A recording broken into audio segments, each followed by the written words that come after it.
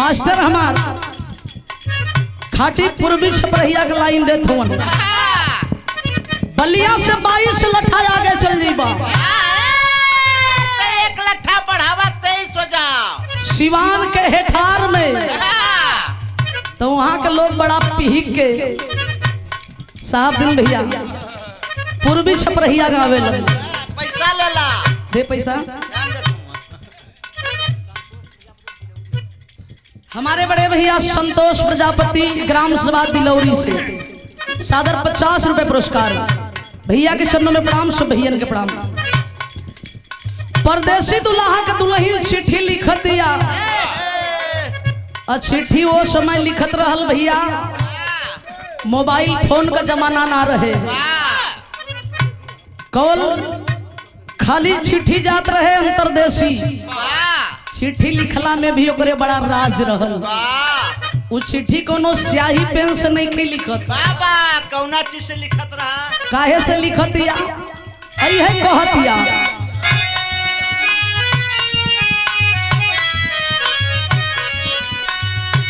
अरे चिट्ठी लिखतानी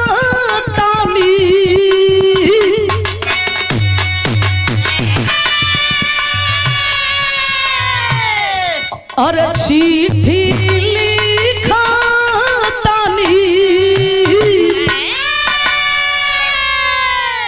अरे स्याही नहीं की खून से ए राजा देहरादून से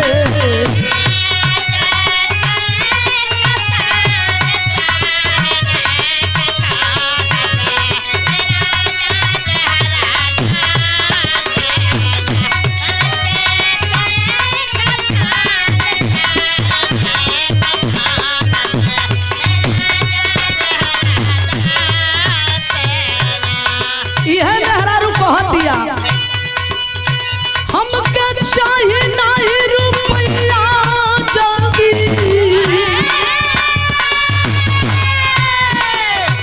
अरे घरवा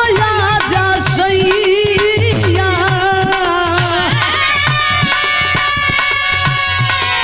हमके चाहिए नहीं रुपया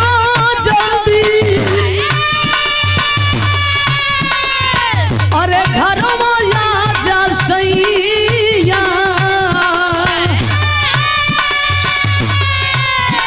तब भल ही मोर के रोटी